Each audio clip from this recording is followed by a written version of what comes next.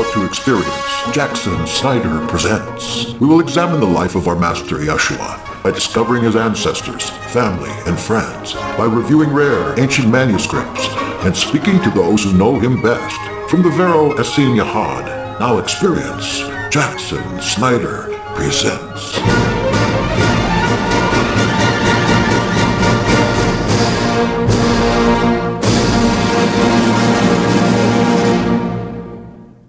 The restored first and second apocalypses of James. There's a great deal of interest in these early texts, since James was the successor to the Nazarene movement in Jerusalem. And early historians mention a book, the Anabathmoi Yakovu, the Ascents of James, that has been lost. The Ascents are described as James teaching from various steps of the temple or some other place, ascending up the steps as his teaching becomes higher and higher. This text features that theme. These apocalypses turned up at Nag Hammadi in Egypt, the nation that may have been the origin of the Joseph to James family. Of note is the inclusion of certain women as pillars, the mention of Adai or Thaddeus or Thuda, the brother of James, and the casting of James, that is Yakov, from the parapet of the temple by the priests, a historic event described by Hegesippus and Clement. Copyright 2007 by Snyder.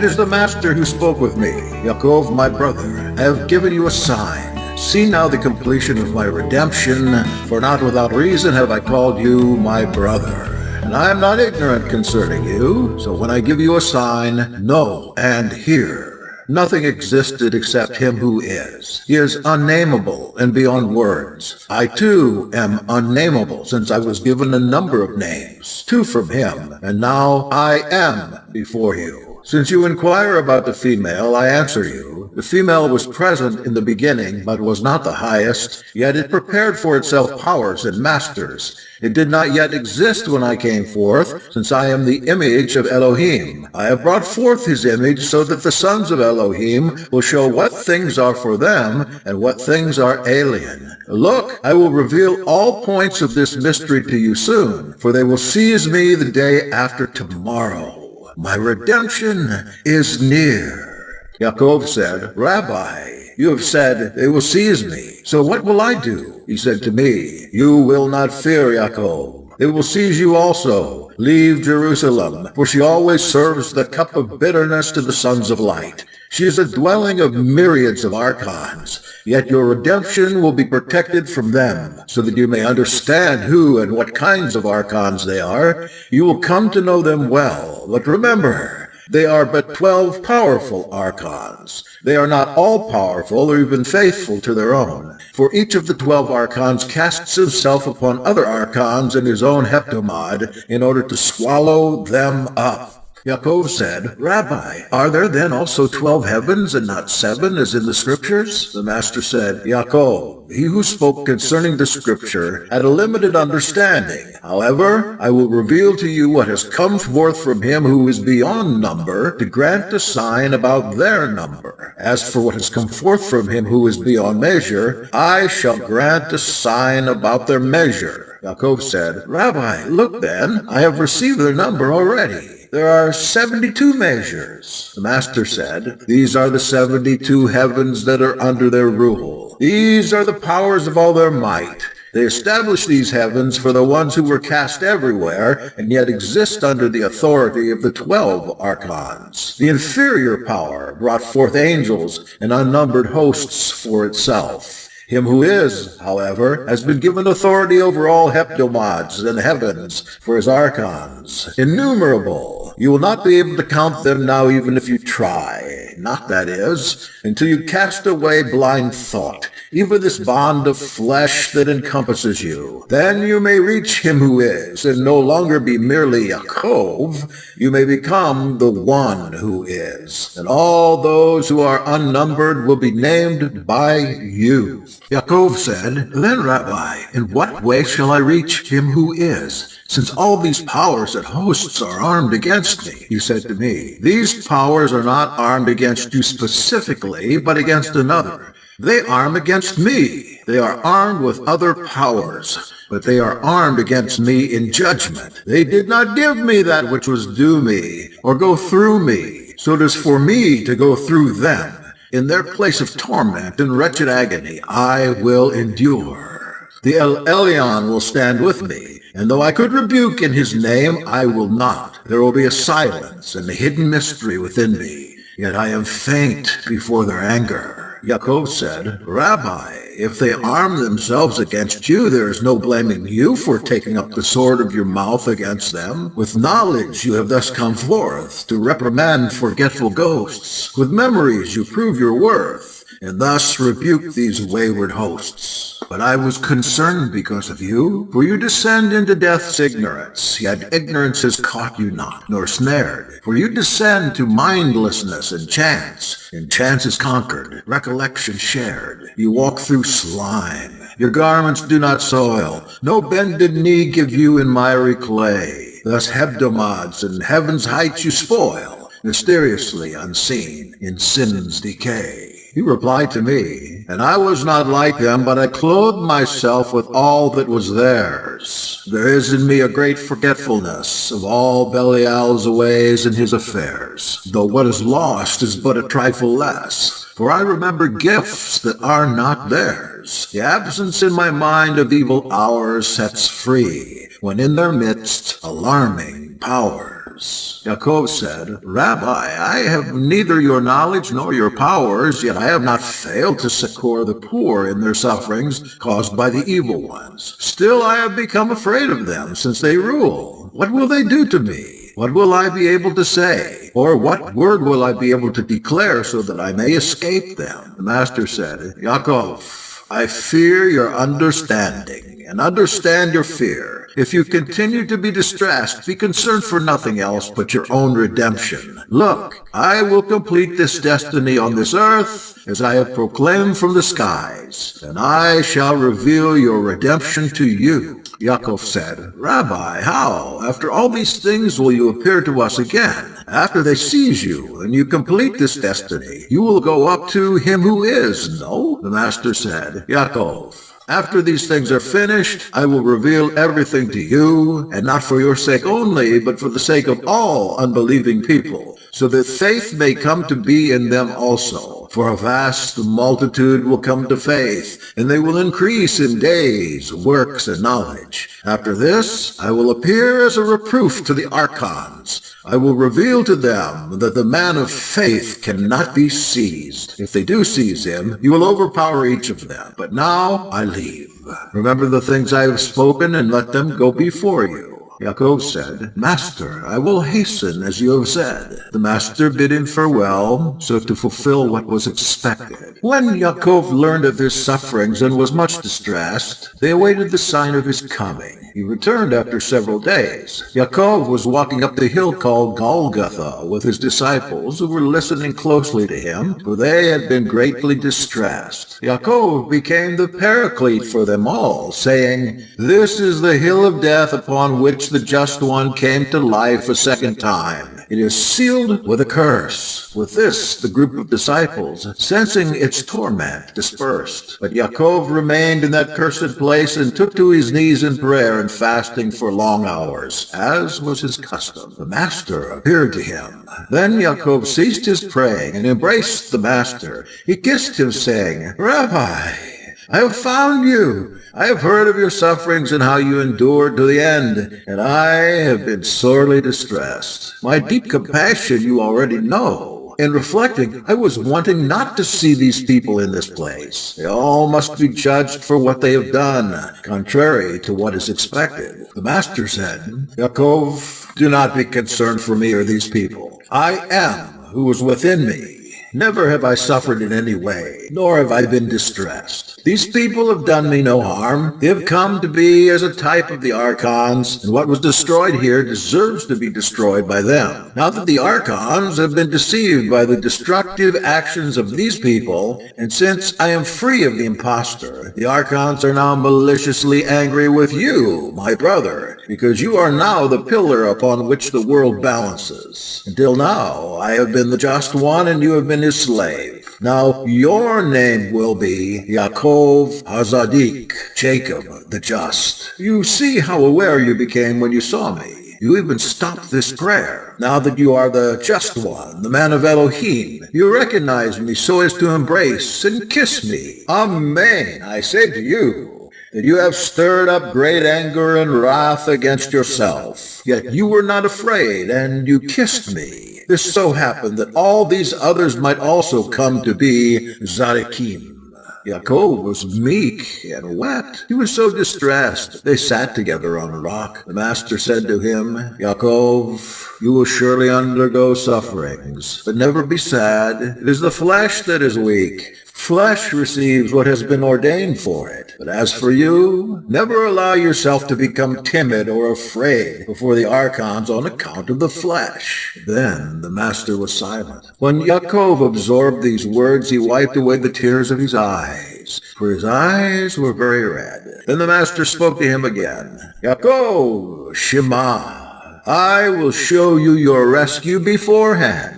Before you were seized to undergo great sufferings, a gang will arm against you and kidnap you. In particular, 3 of them will seize you. They sit as toll collectors. Not only do they steal toll, but soul. When you come into their power, their guard will call to you, Who are you, and where are you from? You are to reply to him, I am son, and I am from the Father. He will call to you, What sort of son are you, and to what father do you belong? You are to say to him, I am from the ever-living Father, and a son in the ever-living One. When he calls to you, and what do you think you have to do with us? You are to say to him, I exist, that I might expose aliens and men. When he then questions you, are we aliens? You are to say to him, those I expose are not entirely alien, but they are born of the alien Akamoth, the fallen woman, for she produced them as she led her race down from the ever-living one. So these are not entirely alien to us, since they are also of us, on account of their mother coming from the ever-living one, yet they are also alien, because the ever-living one did not take part in her production of them. When he also says to you, where will you go? You are to say to him, from the place I have come, there will I return. Now, if you say these words, you will escape their attacks.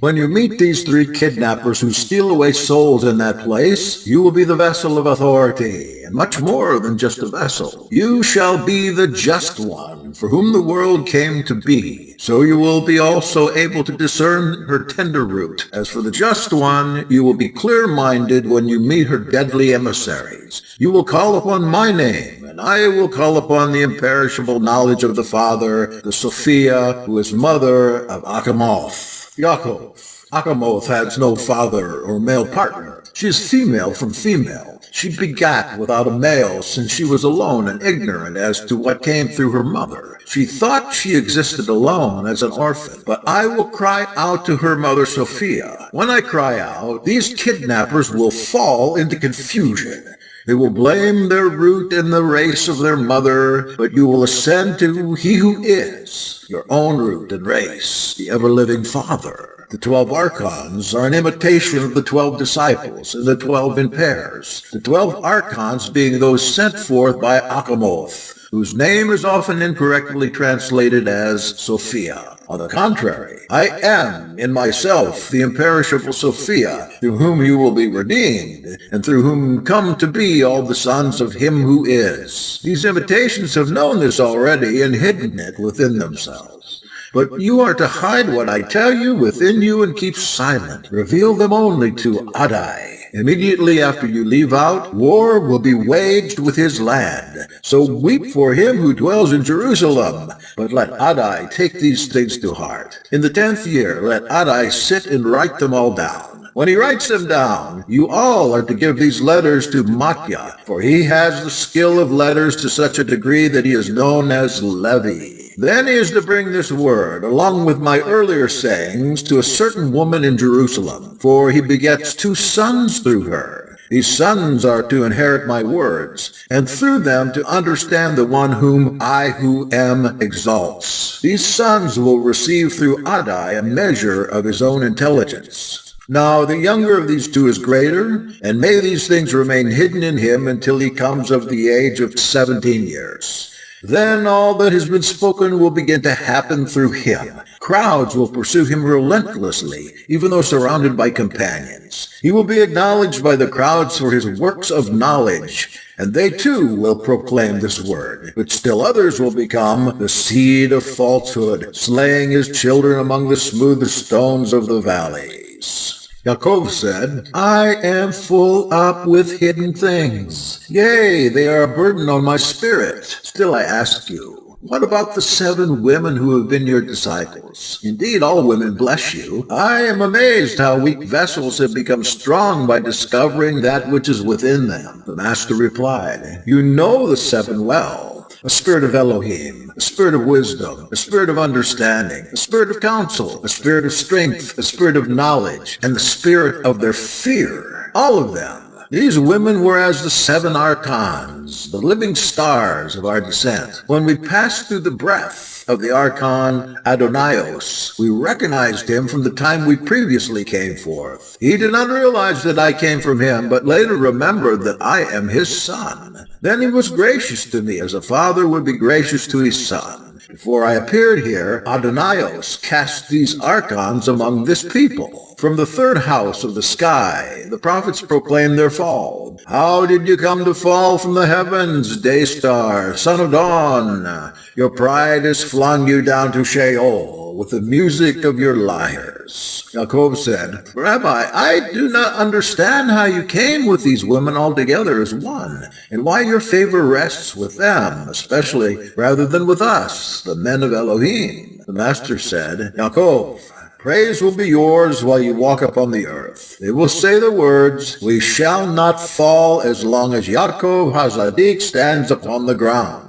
You do need to be concerned for these women. Cast away from you the cup of bitterness. While you are concerned over these women, lawless enemies, some in high places, assemble themselves against you. For you are beginning to understand their origin from beginning to end. Cast away all lawlessness from yourself. Avoid all of them, lest they envy you. When you speak the words of this burden, encourage these 4, Shalome, Mariam, Martia, and Arsinoah. They will be pillars for the pillar and foundations for the foundation. These women are to be the first fruits for Elohim, but not like smoke rising from abominable burnt offerings. They will rise imperishable as stars upon the upward way. Through them, the power of Elohim may be made manifest publicly, so that all the archons might witness. The perishable ascends to imperishability as the female element attains the male element. Yakov said, Indeed, Rabbi, into these 3 nets then has their womanhood been cast, for they have been reviled, persecuted, and betrayed by their own. The master replied, Look, take not everything from anyone. It has been for you to receive this understanding, so that you may reveal the mysteries of the kingdom to them. For you are the righteous teacher. And what you cannot supply, seek, and you will find. Yakov said, I will now go forth to reveal that these women should perfectly believe in you, so that they may be satisfied in their great affirmation unto salvation. May it be that this revelation may soon come to pass. And Yakov went immediately and rebuked the 12 and cast out of them the conceit they harbored in their ignorance of the way. Most of the disciples, when they saw the identity of the messenger and heard his rebuke and teaching, replied, Amen, Amen, so be it, Rabbi. But the others, even Kipha, threatened, saying, Let us cast this man from the height to the ground, for he is no longer worthy of life. And they laid hold of Yakov. But those others who humbly received the messenger were horrified. They arose against their brothers, saying, We will have no part in blood, such that the just one perish through injustice. And from their midst, Yakov departed. We would not be able to find him even if we were to search for him. And thus ends the first apocalypse. In my study of Gnostic texts, I've determined that there's good Gnostic literature and there's bad Gnostic literature. Certainly these apocalypses of James are of the good Gnostic literature. We might even get a little historical insight out of especially the second apocalypse. But both apocalypses have the usual traits that are common to most of the Gnostic literature that we can call Christian. Those traits are primarily the following: that the material world is evil and it was created by an evil God known by a variety of names, and that there is a higher God than the Creator that is a benevolent deity, and the Gnostic ideal is to escape the evil world and the realm of what they call the demiurge, the evil god, and enter into the ethereal spiritual world of that benevolent God, whom they often call the Ogdoad. There's two prerequisites for getting to that world. One of those prerequisites is to learn the secrets that will get you in, because to get there, one must go through a gauntlet of archons. Archons are ruling beings, principalities and powers, that would stop your flight to the realm of the higher God, which is called the pleroma, or the fullness. And if you don't know what to tell these archons, then you just simply don't get there. And the second prerequisite for getting there is, of course, death. So death is seen as the doorway that at least gets you into the spiritual realm and gives you a chance to fight your way through the archons with the help of your secret knowledge or gnosis, and also with the help of the good aeons or ions, which are light beings that emanate from the high God in the pleroma. Make your way through all the tests and struggles until you find yourself at the gates of the pleroma. When you get that far, then you'll have the watchword to get in the gates and live in a spiritual incorporeal paradise. This concept is very much like the ubiquitous Christian concept of dying and your immortal soul going to heaven. This is not a biblical concept by any means. The idea of the soul or spirit going into the pleroma or the paradise is an entirely pagan idea coming primarily from Greek mythology. Of course, the biblical idea and the ultimate destination is back on earth, a restored earth, by means of the resurrection of the dead and acquiring a resurrected body. Of course, this is very much simplified. There's much more to both Gnosticism and the doctrine of biblical resurrection. In the first apocalypse, there are a number of terms as well as ideas that need to be defined before we can come to an understanding of what actually happened there. One of the Gnostic teachings that is essential to be familiar with, because it pops up in just about all Christian Gnostic literature, is that this Jesus is not a man, but a spiritual entity that has come out of the pleroma to earth, inhabited a body of a man, and through that body is tasked with dispensing the secret knowledge to those found worthy of it. So if Christ isn't a man in the first place and inhabits the body of a man, then he's able to leave that body at will. And when he tells his brother that he didn't suffer on the execution stake, that's because before they crucified the man, the Christ spirit left the body. And in some of these texts, we have the spirit present beside the suffering Christ and actually laughing at the man's suffering and the ignorance of his executioners, because it isn't the Christ at all that they're killing, but just some man who carried the Christ spirit for a time. So I mentioned two types of spiritual beings that are also mentioned here. The archons, which are spiritual rulers that emanate from the evil creator God, the demiurge. And there's aeons, or ions, that emanate from the benevolent higher God. And both the archons and the ions were mentioned in this text and will be mentioned even more in the second apocalypse. And we have James here, who is the successor to his brother, therefore must be a recipient of the secret knowledge in order to be able to dispense it to those that are found worthy. And that's what's happening in these texts. That James' brother is dispensing that knowledge to him and telling him what he's going to have to face before his redemption. His redemption, of course, being his death. And the death that the Christ is predicting for James, that is being thrown off of the parapet of the temple, shows up in more reliable early literature, like the testimonies of the Nazarene Hegesippus, who tells us that indeed James was cast from the parapet of the temple by scribes and Pharisees and Sadducees, and after his descent is stoned and finally dispatched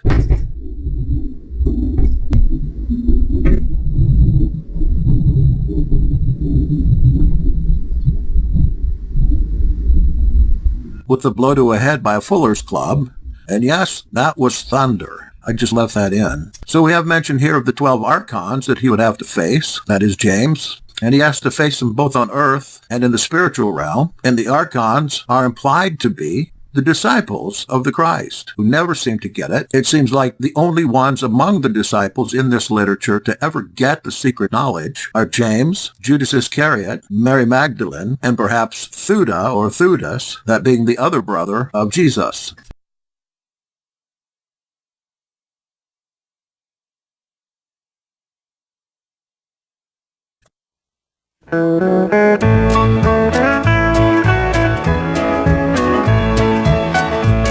This world is not my home, I'm just passing through. My treasures are laid up somewhere beyond the blue, where many friends and loved ones have gone on before, and I can't feel at home in this world anymore. Welcome back.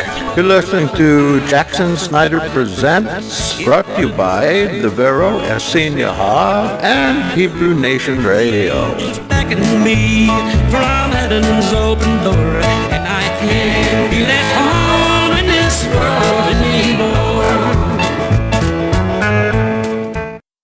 There's also mention of Achamoth, the mother of evil humankind, who was expelled from the Pleroma, the high heaven, and as an alien to humanity, yet procreating humans, she's in fact producing beings that are only human in part, though they appear to be human. And what I get from this is the disciples are, by and large, the sons of the Achamoth, fallen or cast out woman. So the disciples are pretty much barred from getting the secret knowledge because they are, in their very spirit, descended from evil. So the Achamoth, a female that was evil, is the offspring of Sophia, that is wisdom, who also comes from the high heaven, the Pleroma, who is known as the great whore, even though Sophia, wisdom, is from the high God, the benevolent God. Sophia continues to get herself in trouble with humanity, but Sophia, wisdom, is paired up in a dryad with the Christ spirit. So the evil that happens through Sophia is often remedied by her consort, the Christ. Now that is complicated.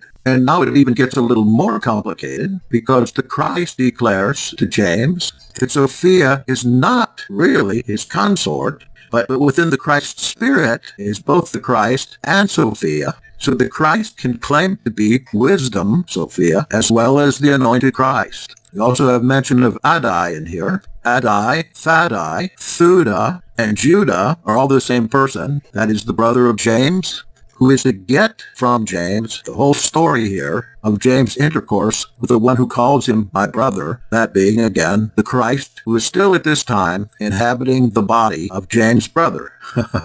Yes, that's a difficult theology, but it's not unique to Gnosticism because there are many different types of Gnosticism. This is just one. This first apocalypse ends up in a way you wouldn't expect, and that is with Kepha's, or Peter's, declaration. Kepha turns against James and joins the crowd, who makes the exclamation, "Let us cast this man from the height of the ground, for he's no longer worthy of life." Yet there were other disciples there, of the greater mass of disciples, who wouldn't take part in his blood. Why? Because he was the just one. This text, as well as the next, is full of holes. There's a lot of the text and words missing, even onto whole paragraphs. But we took a great deal of care in reconstructing the text in accordance with this particular type of Gnostic thought, with words and ideas that are appropriate to this type of Gnosticism and to the story in general. So now we go on to the second apocalypse, where even more is revealed, and maybe we ourselves will be able to discern in it the secret gnosis that we will need to successfully ascend through the skies to the Pleroma when our redemption comes.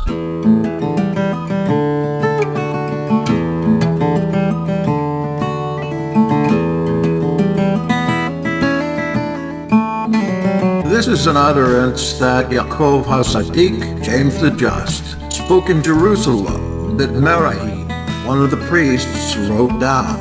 He told it to Theuda, since Theuda was HaSadiq's brother. Merahim the priest said, "Hurry and bring Mariam, your wife and your close relatives, so that they may hear of this, that they may inquire of Theuda. He will understand it all and explain it to you."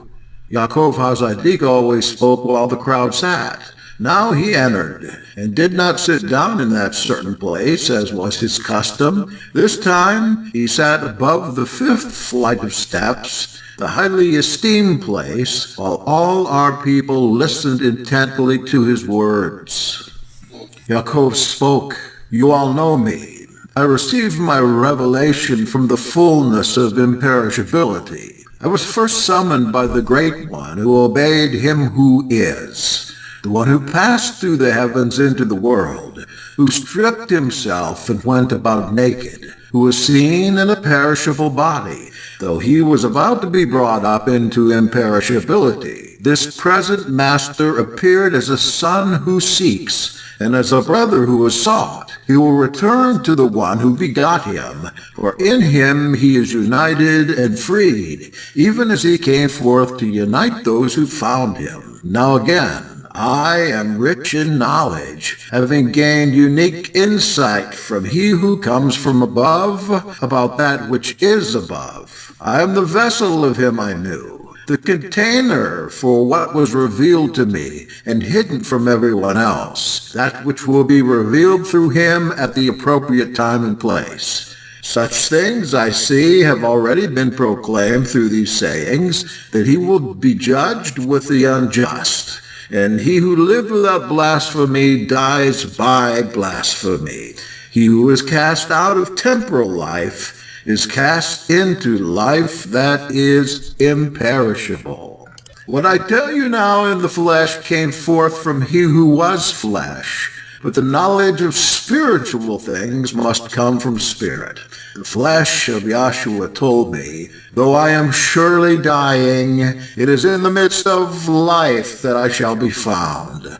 I entered this age in order that they might judge my works. I shall again come forth in another age to judge their works. I do not blame slaves. I hurry to free them. I want to take them above to him, the one who would rule over them. If I help them in this way, slaves will begin to rule over themselves. I am the secret brother who prayed to the Father until the Father decided to usher in the rule of imperishability for the first begotten Son, then for all the brethren. I am the first begotten Son who will destroy the dominion of them all. I am the beloved one. I am the just one. I am the Son of the Father. I speak even as I heard. I order even as I receive the order. I show you even as I have been shown.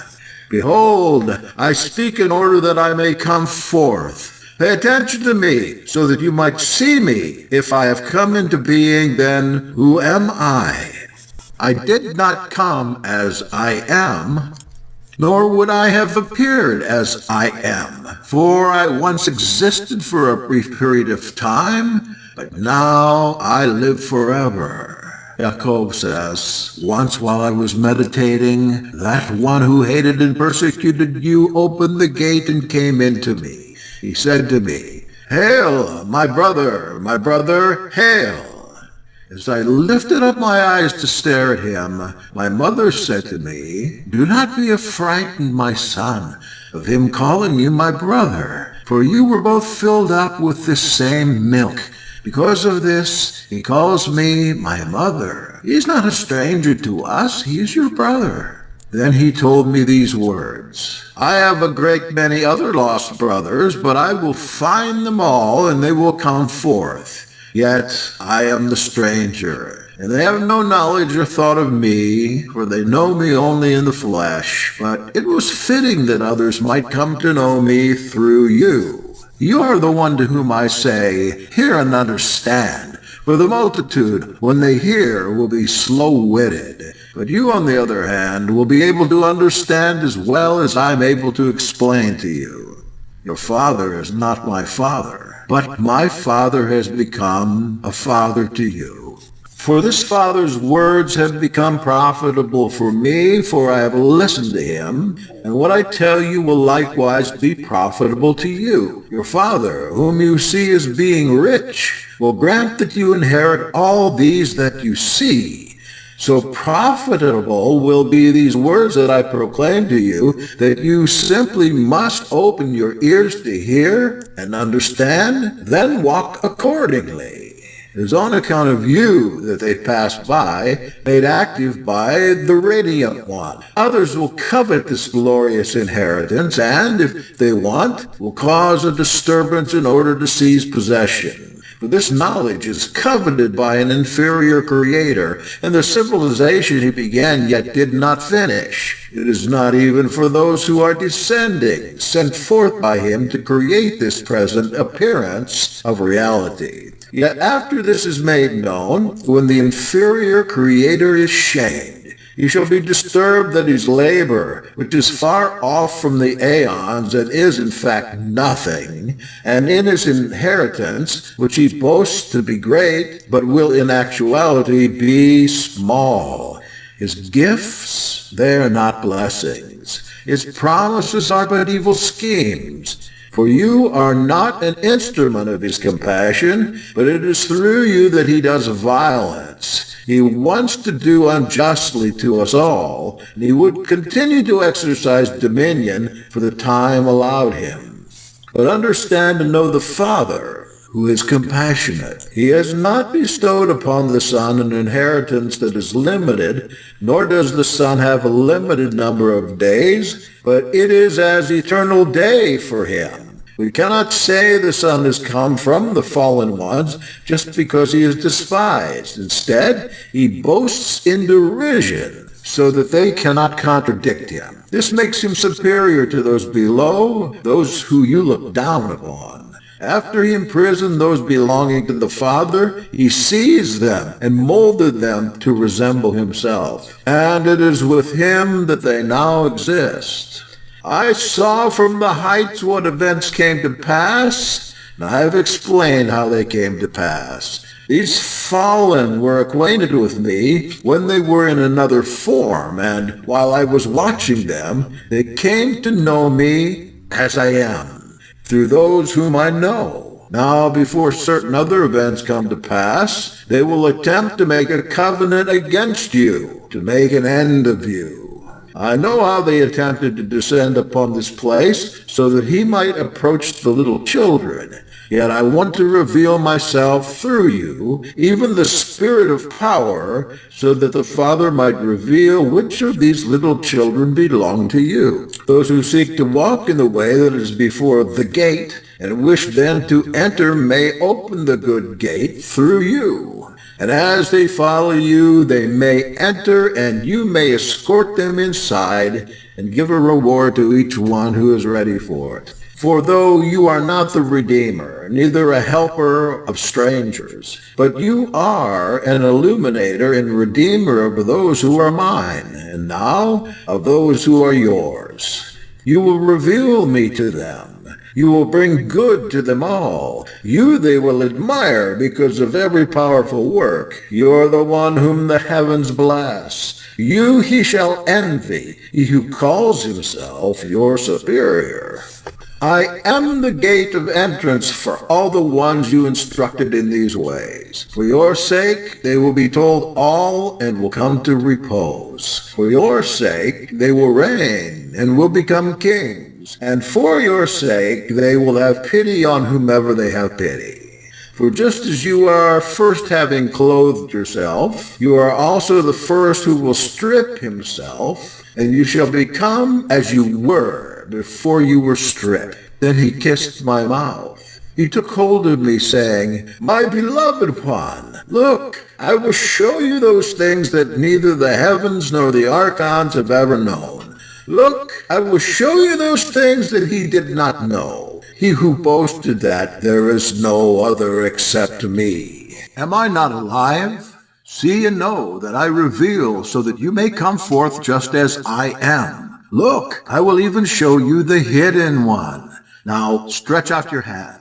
Take hold of me. So I stretched out my hands, and I did not find him as I thought. Then I heard him saying, see me, take hold of me. Then I understood, and I was afraid, and I was exceedingly joyful. So now I tell you, judges, you have been judged. You did not spare, but you have been spared. Be sober, and hear what you cared not to learn. He was that one. He created the heaven and the earth and dwelled in it, but you did not see him. He was the one. He is the life. He is the light. He is the one who will come. He will provide an ending for what has begun and a beginning for what is about to end. He is the Ruach HaKodesh, the invisible one. He did not fall upon the earth, and he is the virgin. He controls what he wants to happen to him. I saw he was naked, and there were no clothes on him. But that is what he wills, and what he wills comes to be. So you who hear me now, abandon this difficult, erratic way, and walk instead in accordance with the one who wants you free. Walk with us, and pass above every dominion and power. He will not judge you for what you committed in the past, but he will have mercy on you, for it is not you who did the evil, but your inferior master within. He will not be wrathful, but a kind father. If you hold others accountable, you will remain in their fetters. If you continue to oppress yourselves, even though you repent, you will not profit at all. See him who speaks, and seek out him who is in silence. Know the one who came to this place, and know better than the one who went forth from it. I am the just one, Hazadik, but I do not judge. I am not a master then, but I am a helper. For even when he was cast out before you, he stretched out his hand to acquit you. I am silent, yet he allows me to hear. So go on and play your trumpets, flutes, and harps in my house, for the Master has taken you captive, away from those archons who closed your ears to the sound of my word. You will heed in your hearts, and you will call me the Just One. So I am telling you now, I gave you your house, which you say that Elohim has made, this house by which he promised you an inheritance. Yet I will doom this house to destruction, and the derision of those who are in their ignorance. Yea, those who judge in deliberate ignorance will be judged in deliberate justice. At the end of these sayings, Merahim the priest came to himself and said, At the hearing of all these words, the rulers and the crowds were very disturbed for the rest of the day. But they demonstrated that they had not been persuaded at all. So Yakov Hazadik rose from his higher seat upon the steps of the house of Elohim, and went forth speaking in this way from that day on. He entered again into the house of Elohim later that same day, and taught for hours. I was there with the other priests, and revealed nothing of our friendly relationship, since all of them began saying with one voice, Come on! Let us stone the just one. They all arose, saying, Yes, let us kill this man so he may be ushered from our midst. He will never be of use to us. They found him standing on the parapet of the temple by the columns, right beside the mighty cornerstone. So they decided to throw him down from the height. And they did cast him down. They derided him, and they spat upon him. They seized him and struck him as they dragged him upon the ground. They stretched him out and placed a stone on his bosom. They all placed their feet on the stone, saying, You have erred. Again they raised him up, since he was alive, and made him dig a pit. They made him stand in it. After covering him to the waist, they stoned him. And he stretched out his hands. But he did not pray as their traditions about him have maintained. He instead prayed these words, Elohi, Avi, you who saved me from this dead hope, who made me alive through a mystery of your will, do not let the days of this world be prolonged for me, but allow the day of your light to dawn and remain as my rescue. Deliver me now from this cruel journey. Let not your favor for me be left behind, but let your favor purify. Save me from an evil death. Bring me out of the tomb alive, as your favored love is alive in me to accomplish a completed work. Save me from sinful flesh, because I have trusted in you with all my might.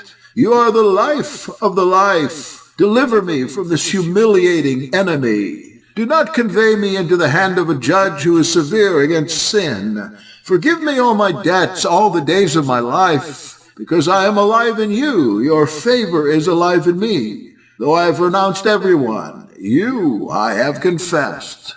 Save me from this evil affliction. Now is the time and the hour. O Ruach HaKodesh, send Yeshuati in the light of his countenance, in the light of his face, in the power of his righteousness.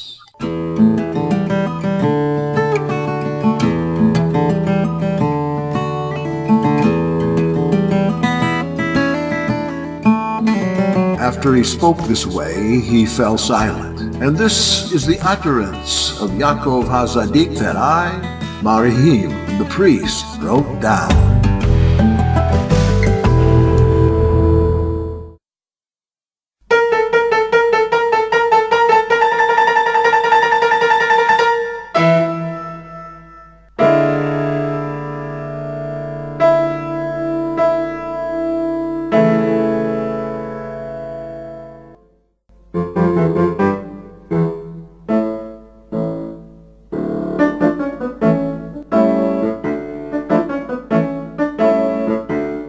So sorry to have to give you such a sad story. I have forgotten how this text ends. It's been years since I read it, but I was very, very saddened to hear the account of the martyrdom of James the Just, brother of Yahshua HaMashiach. Lest you think this account is completely fictional, let me remind you that we find similar account in numerous other ancient texts. Eusebius, Megasippus, I can't remember the other ones, but this is in a little more detail for sure, and this is the first time I hear.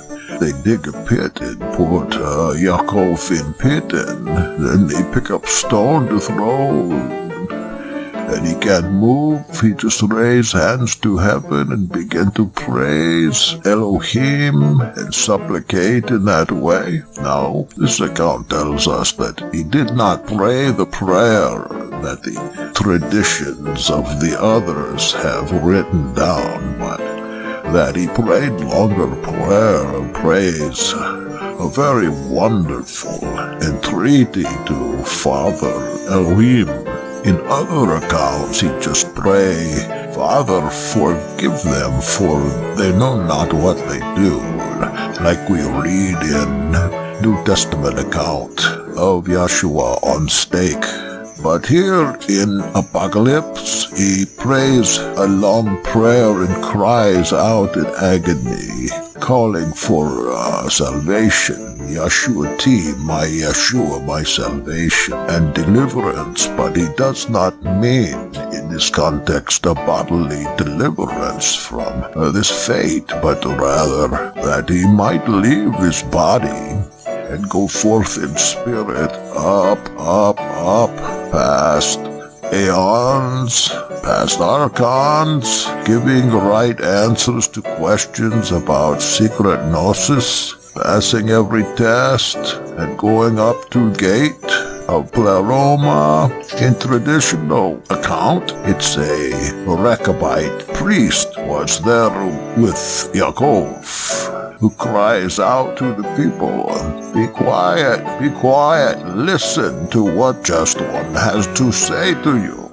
It says, be quiet, everybody be quiet, Just One is praying. And that Rechabite priest is in another place recognized as none other than Simon Zelotes, who is other brother of Yakov HaZadik. Unfortunately, we don't hear anything more about Fuda or Adai, just that the message was to be conveyed to Adai. He is a mysterious character, all right. Well, my time is up, and it's very, very early in the morning, about 6:30, and now, after all this work tonight, it's time to get a little sleep. But first, before I do, I have to commiserate some about this reading and have a nice glass of Clamato juice piece of celery, and say a little prayer for you. So Slukov is signing off now, and I hope you have a nice day. And don't forget Brother Snyder and I in your prayer, and Commander Lee too, and all of those around world in Vero Esinahad. Amen.